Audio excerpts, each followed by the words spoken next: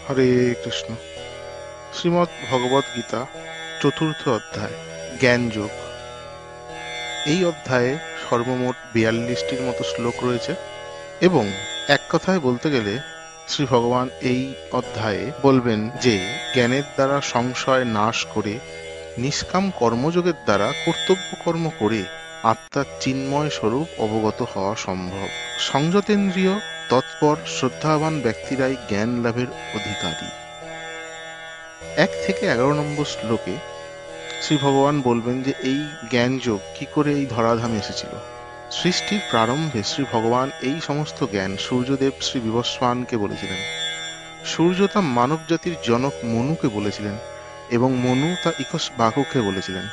তারপরে বহু জন্ম অতীত হয়েছে এবং এই জ্ঞান ধীরে ধীরে লোপ পেয়েছে। পরবর্তী সময়ে শ্রী ভগবান গীতার বাণীর মাধ্যমে এই জ্ঞানকে আবার এই ধরাধামে আনছেন।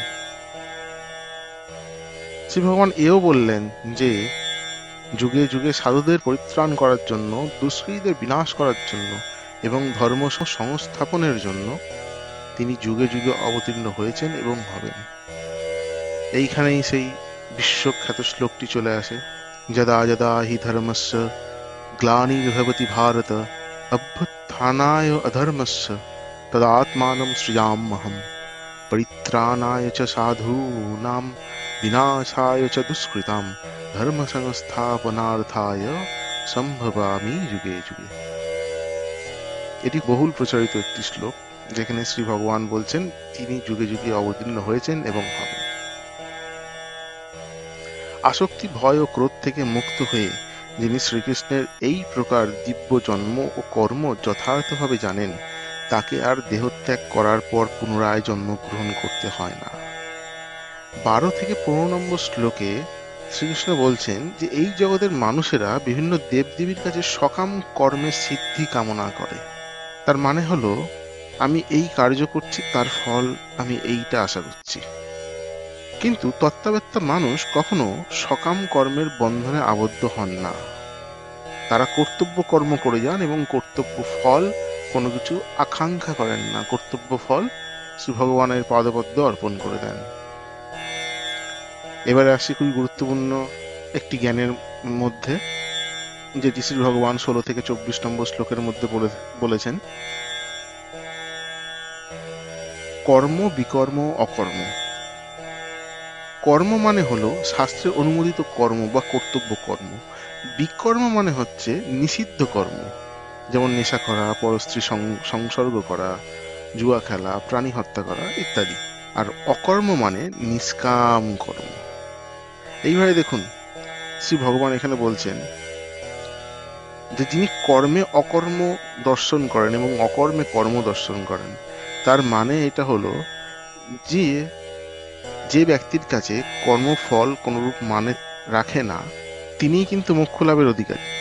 এবং শ্রী ভগবান আরো বলছেন যে যিনি অনায়াসে যা লাভ করেন এবং তাতেই সন্তুষ্ট থাকেন, যিনি সুখ দুঃখ রাগ দেশ আদি দ্বন্দ্বের বশীভূত হন না এবং মাৎসর্য শূন্য, যিনি কার্যের সাফল্য ও অসাফল্যে অবিচলিত থাকেন এবং নিষ্কাম কর্ম করে যান, তিনি কর্ম সম্পাদন করলেও কর্মফলের দ্বারা কখনো আবদ্ধ হন না। 25 থেকে 32 নম্বর শ্লোকে শ্রী ভগবান যজ্ঞ সম্পর্কে বলবেন।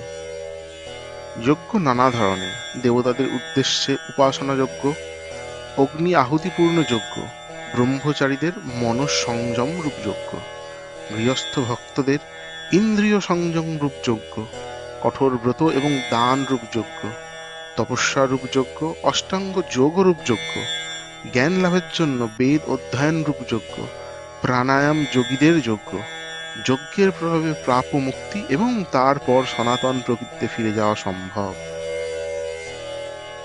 33 এবং 34 নম্বর শ্লোকে শ্রী ভগবান বলছেন, দ্রব্যময় যজ্ঞ থেকে জ্ঞানময় যজ্ঞ শ্রেয়। সদ্গুরু শরণাগত হয়ে তত্ত্বজ্ঞান লাভ করার চেষ্টা করা উচিত। 35 থেকে 40 নম্বর শ্লোকে শ্রী ভগবান বলছেন, জ্ঞানাগ্নি সমস্ত কর্মকে দগ্ধ করে ফেলে। জ্ঞান যোগের দ্বারা পাপীদের থেকে পাপিষ্ঠরা, যারা খুবই পাপী, ভব দুঃখ সমুদ্র পার হতে পারবে। এই জগতে চিন্ময় জ্ঞানের মতো পবিত্র আর কিছুই নেই। এই জ্ঞান সমস্ত যোগের পরিপক্ক ফল। সংযতেন্দ্রিয়, তৎপর, শ্রদ্ধাবান ব্যক্তিরা এই জ্ঞান লাভের দ্বারা অচিরেই শান্তি প্রাপ্ত হন।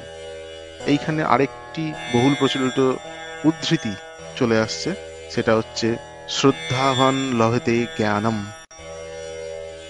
41 নম্বর শ্লোকে শ্রী ভগবান বলছেন, যিনি নিষ্কাম কর্মযোগের দ্বারা কর্ম ত্যাগ করেন, জ্ঞানের দ্বারা সংশয় নাশ করেন এবং আত্মার চিন্ময় স্বরূপ অবগত হন, তাকে কোনো কর্মই আবদ্ধ করতে পারে না।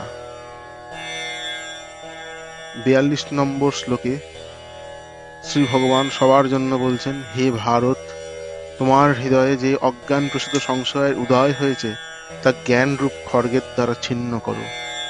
যোগাশ্রয় করে যুদ্ধ করবার জন্য উঠে দাঁড়াও।